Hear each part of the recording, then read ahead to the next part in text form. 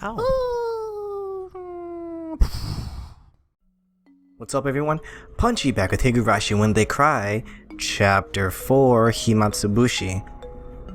Oh man, big recording spree, yay! So, I got time today, so I'm just gonna try and just get a bunch out like I told you guys, about a computer that is broken.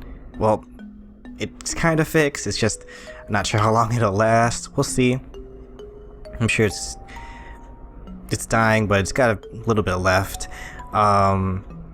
So just gonna try and record as much today just so I can actually have something. Even if I can't edit, at least I'll have footage.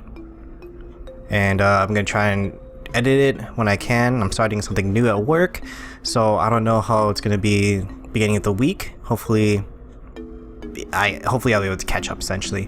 Anyway, speaking of catching up, welcome back. Let's get on with this. I think last time we were talking, Ooishi actually told Akasaka-san about the curse and everything, and about the three families, I believe. Well, he knew a bit from his police work, or at least the reports that he received. But he told him a little bit about the cursey stuff, if I remember correctly. And I might not remember correctly. Waking up in a cheap hotel in the city was by no means pleasant. I remember, even during the long camping trips we had during grade school, I wanted to get home quickly, counting out the days left on my fingers. Waking up this morning, I was somehow reminded of that. Was it a need to be with my wife when she gave birth? A particular type of homesickness? I mean, don't blame me, dude. Your wife's giving birth to your child. Of course you want to be there. As a productive member of society, as a public servant bound to fulfill his duties, it was pathetic indeed. Those negative emotions faded as I downed my breakfast, which was surprisingly not half bad. I don't know, looks like a pretty nice room to me. The meeting with the informant that Ooishi provided would be tonight. Oh, I thought Ooishi was the informant, which is why I labeled the last one insider information, because I thought that was the little piece that Ooishi was going to give to him, but I guess he was just telling him that. Until then, I couldn't just be lazing around. The Onagafuchi Defense Alliance was protesting the dam's construction in various ways. Included in this was a strategy for improving public relations, which could be categorized into two major forms: combative and peaceful. In regards to the former, as an attempt to keep law enforcement in check, they appealed to the public's sympathy by highlighting the oppressive and inhumane tactics of the police and the brutality of the riot squads. The latter, peaceful route stressed how precious the natural surroundings of Hinamizawa was, seeking people who would oppose the dam on environmental grounds.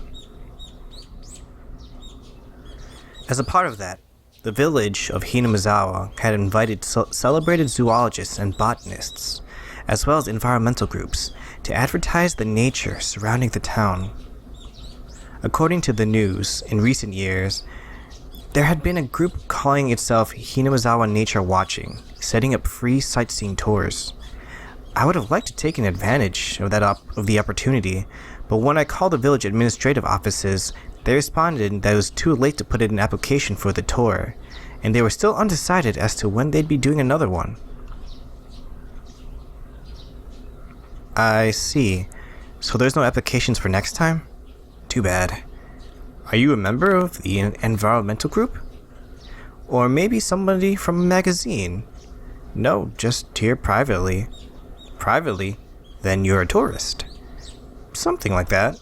It's my hobby to take pictures that display how beautiful nature can be. I read in a magazine that there were some precious nature reserves here, so I was looking forward to it. I knew there was an article that had something like that written in it, but I hadn't actually read it. Was it this ad-lib lie? Oh, was it this ad-libbed lie not going to work? However, contrary to my expectations, the person I was speaking to laughed happily. Then come. The village is a little busy right now, but you're totally welcome here.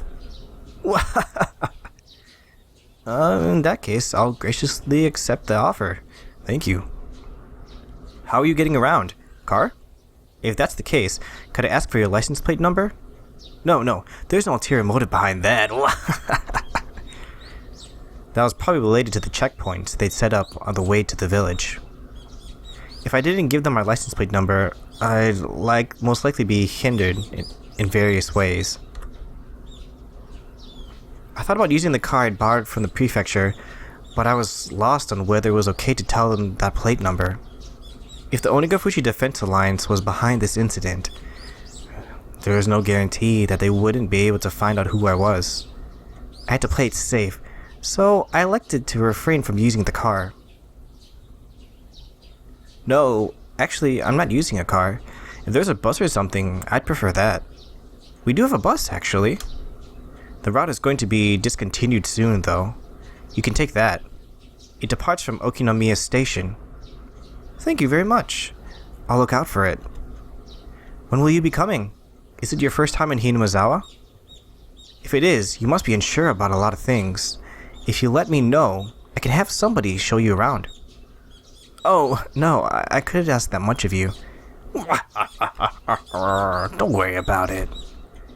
That's just a bit of PR we do, to protect nature around the village. Judging by what I saw at the checkpoint, the villagers were at the very least wary of outsiders. That's why in order to move in and out of the village freely, I had to travel with somebody like Ooishi or side with the damn protests. Having an interest in the natural environment surrounding the village tied into a peaceful type of PR that the village was using. I was a bit against having a watchdog attached to me, but that might actually work out in my favor. The entire village is fired up about the damn protests, so I might be lucky enough to hear some especially candid opinions from the residents. Given that, there was no real reason for me to refuse this offer. Is it really alright? If so, that'll really help. After that, I was shown the bus schedule and directed to which bus I should get on. Somebody would come and meet me at the bus stop in the village. After showing me around a spot I'd taken interest in, there was no doubt they'd bring me somewhere like an anti-dam information center. Then, over a cup of tea, they'd try and indoctrinate me into accepting their principles and beliefs. Well, if that was their aim, there'd be a lot of freebies involved. The world is about give and take, after all. I couldn't be going in a suit. I pulled some plain clothes out of my travel case and changed into something more casual. After that, after calming down by watching some local television, I left the hotel and set out for Okinomiya Station.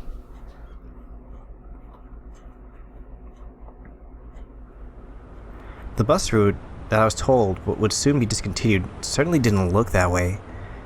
There was more than enough trips on the schedule, and the number of passengers was by no means sparse.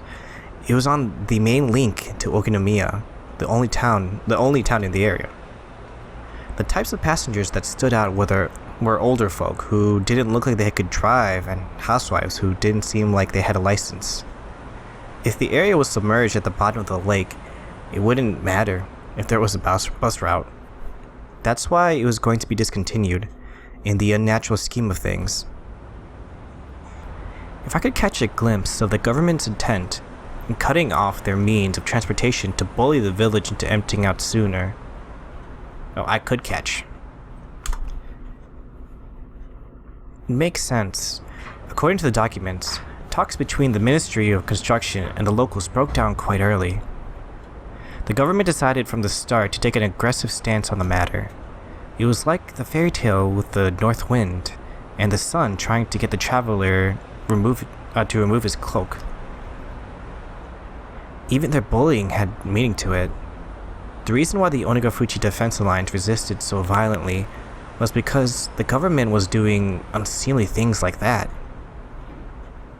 I was somebody who lived in Tokyo, so for a village or two out in the boonies like this to be submerged didn't seem like a big deal. But I guess for somebody actually living here, it would be a vitally huge problem. This route will be discontinued on the date. Thank you for your patronage up to this point. We'll look forward to your continued patronage on our other lines. The transportation. Gazing lazily at the notice of the discontinued service posted inside the bus, I counted down the number of stops until the designated one. Along the way, we passed through the checkpoint before without stopping. They knew what time the bus was coming, so they'd opened up the barricade ahead of time. From here on out was enemy territory. My palms at some point became coated in a thin film of sweat. Now arriving at Yukita Waterworks. Are there any passengers disembarking? I hurriedly pressed the stop request button as the designated stop was announced. For none of the numerous passengers to be getting off here meant it must be a quite remote place.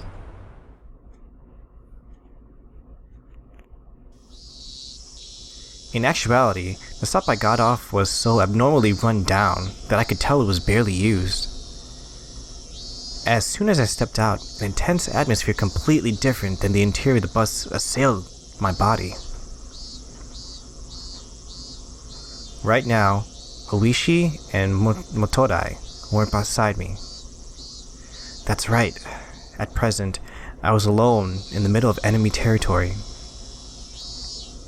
My adversaries probably thought I was just an ordinary tourist, but that was nothing more than a ruse. But if by some mistake my true identity was to be exposed, it brought back the terrifying words I'd heard at the prefectural office. That somebody was attacking Hinazawa with a knife. There wouldn't be any evidence left behind. If somebody. I didn't seem suspicious, did I? My clothing was currently casual. It was exactly the type of clothing that a city slicker that viewed the countryside as a wholesome gateway would wear. A camera and knapsack. Inside were various things needed for hiking. It was still only June. Maybe it was unusual, but the sun was shining down like it was already the middle of summer. The fact that I didn't bring a hat must seem odd. No, it wasn't something to be that concerned about. It's alright, I was just a normal tourist. Just normal. Was there anything suspicious about me? Asking that, as I turned around to take a look at the bus that was departing. Oh god, those eyes, jeez. All the passengers by the window were staring down at me, silently. They were staring right at me, as if they'd seen right through my proud little outfit, just staring, looking down on me. Countless stares rained down like needles on me from the windows opened to air out the bus. All that rained down were stares. None of them were saying a word, but all the more, their silent stares told me more than a million words could. Hurry up and go back to Tokyo, you outsider. No, there was no reason for me to speak. My quiet voice was drowned out by the sound of the engine. The bus, as if to torment me, set out slowly, and after doing more than enough to intimidate me, sped off. Ugh, I didn't think I'd see those eyes again. A thin film of sweat began to rise off my entire body.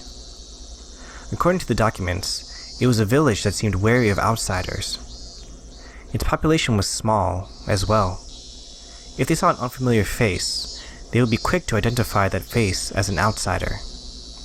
On top of that, nobody else had gotten off at this stop. It was a bus stop that they normally just passed on by. Somebody actually getting off there? There was no doubt that had drawn some attention. But this wasn't a slip-up. They were the ones who directed me to get off at this stop. There was nothing to worry about. I knew that I was just nervous, since this was my first undercover assignment. My more seasoned colleagues referred to us as the new generation that didn't know how to lose their cool. But that wasn't true at all. In order to calm my breathing down, I exhaled the unpleasant air residing in the pit of my stomach. I couldn't help but pray that my apprehensions would disappear like the white clouds of exhaust expelled from the bus. There was a small shed there to serve as a shelter if it rained, and it was there that I decided to wait. Inside the shed, one wall was plastered with posters advertising the dam opposition efforts. It was like the heartfelt screams of the villagers were recorded on that wall. Inside that shelter, I felt an inexplicable pressure. It wasn't like I had any real relation to the dam project, but it still made me feel hesitant about being inside there. That was just how filled with the force of denial that space was. And inside that uneasy space was a girl. Oh my god! Eureka is so thin and tiny. Oh my god. I've kind of craning my neck to see her fully. Inside that shed, covered in words written in broad brushstrokes, berating the policies regarding the dam and calling for action, there was a girl sitting there with a drowsy gaze, as if half asleep. How old is she here? The two images clashed so much that I could only stand there dumbfounded for a moment, trapped in a surreal environment. If I stepped inside, who knew what kind of oafish noises I would accidentally make? I couldn't be disturbing this girl's slumber like that. Having thought this, I gave up on entering the shed. He was just a sleeping kid, so why was I so worked up about it? Finally, I realized this girl, to us as a married couple, was the very image of our ideal child. Even after numerous examinations at the hospital, we didn't know for sure what our child's gender was. Whether we could tell if they were a boy or a girl was, in the end, dependent on whether or not we could get an image of their genitalia. There was, of course, no guarantee that it was a girl, but with things the way they were, I can't read, possibility was high. Even so, Yuki had been saying that the chances that it was a boy or a girl were even. But in my heart, I had already decided that our coming child was a girl. Since the day I decided that until now, it was so fun to imagine how our child would grow up that I couldn't help myself. Amongst those numerous imagined forms, the one that I thought to be the most ideal had materialized right in front of me. Of course, a little bit was due to the circumstances. In my ideal image, her hair would be short, on the short side. The girl in front of me, though, had long hair. It was almost as if somebody had taken my ideal and made some small adjustments. It certainly wasn't something unpleasant. Even so, I felt like I was sullying her just by looking at her like that. Yeah, I was wondering if he was just standing there, staring at the front of the shed, staring at poor young Rika-chan with a really odd expression. She had an immaculate, a divine air about her. Oh, jeez. I thought she was yelling. That's an older man's yawn, not a young girl like Rika. That girl with an angelic smile, with the yawn wide enough you could see her molars, woke up all of a sudden. I didn't mean to peep, but locking eyes with the girl who just woken up like this somehow made me feel like I was playing a prank on her. I wasn't doing anything shady, but I became flustered. The girl spoke. No, cried out. Oh, she's so young! Ah! Adorable. Meep. Meep? Like that character on the show with the puppets? With the orange hair? Now, if anyone knows what show that... Oh! Muppets. Beaker. I thought it was just one of those greetings kids do. So in order to prove I wasn't a suspicious person, I apparently am, I responded in kind. Meep. Meep? Meep. The girl stared at me dubiously with a doll-like expression. Cute, but cold and hard to read. Well, I wouldn't be surprised. There was, after all, an unfamiliar man right in front of her when she woke up who responded with meep when she said the same. Suspicious. She definitely thought I was suspicious. Meep. Meep. We were both at a loss for words. No, the only one lost was me.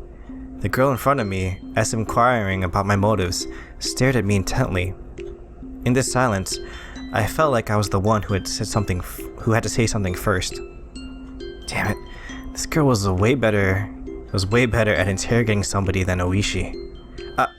I'm not anybody suspicious. Jesus. Nipa! Yeah. Nipa? And then she does it again. What I could have only described as a cold expression suddenly blossomed to a smile, one that soon infected me. You might be familiar with the term angelic smile. To me, it was like that phrase was created just to describe the smile she gave me. The girl smiling while saying Nipa probably wanted me to return the favor in kind. That's right, this was a kid's form of communication. Having the other person emulate what you just did was a rudimentary form of mutual understanding. Nipa. It was a beautiful afternoon in the early summer. What was I doing? I don't know. Nipa. Well, whatever. This was interesting in its own way. If making somebody happy with just a smile was the work of angels, then this girl was definitely one of them. I couldn't help but pray that my own child, who was soon to be born, would grow up to be like this girl. That strangely gentle moment was finally brought to the end by the arrival of a car.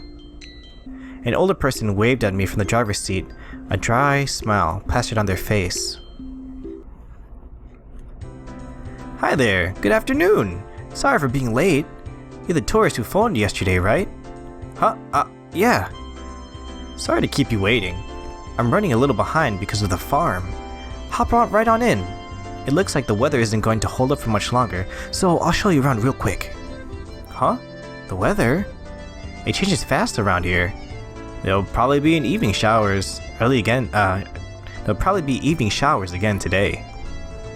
If that happens, you won't be able to take any pictures. Come on, get in! Meep. Turning around, the girl was standing right behind me with an intrigued expression. Her body language somewhat reminded me of a stray cat that followed you after you played with it a little. So charming. Well, if it isn't Rika-chama. Praise be. Nipa. A girl named Rika with an immaculate smile, and an old man praising her while rubbing prayer beads in his hands. It was a rather mysterious sight to behold. Are you going to work, Makino?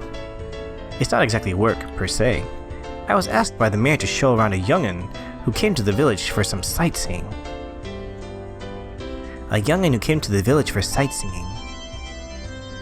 Oh. The girl, Rika-chan, said that with a smile as she clung to my arm. Well, yeah. I heard that this village is surrounded by a precious nature reserve, so I very much wanted to record that with my camera. Even though I look like this, I really like to take pictures.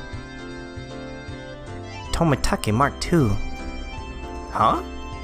Tomitake? Huh? Makino, is it okay if I come along too? I couldn't. You could come along, Rika-chama, but there's nothing to see. You should go play near the shrine or something. Meep. A distinctly displeased expression creeped across Rika-chan's face. Being able to show one's emotions honestly on their faces was a privilege young children had. If it's not too much of a problem, could you bring this child along with us? When I said those helpful words, another smile spread across Rika-chan's face with another "Ipa." She clung to me again. Not bad at all. I want this girl to call me Puff. Well, I guess he's in that mode, right? No. Father. Dad? Daddy. What am I doing?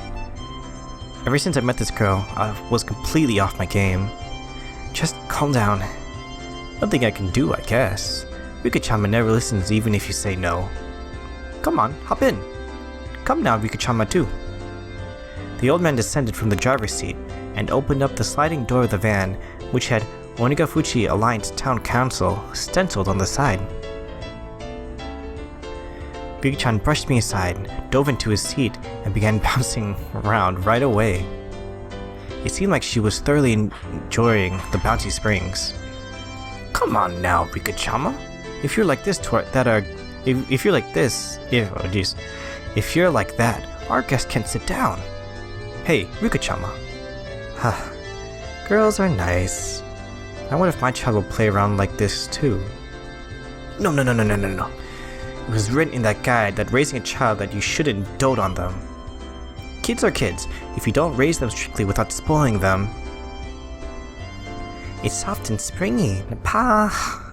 Nipa. I am definitely going to be a terrible father. And, with that, I think we'll wrap it up there for this video. We'll move on to the next one soon. But, oh, look at that face. That face right there. Rika-chan is one of my top favorites, so I'm very happy about this right now. I actually thought it would be Mion that showed up, fighting with the Onigafuchi Defense Alliance first. I very much didn't expect this, and I'm happy to see where this is going. Anyway, thanks for watching, guys. Please like and subscribe, and see you in a little bit. Bye-bye.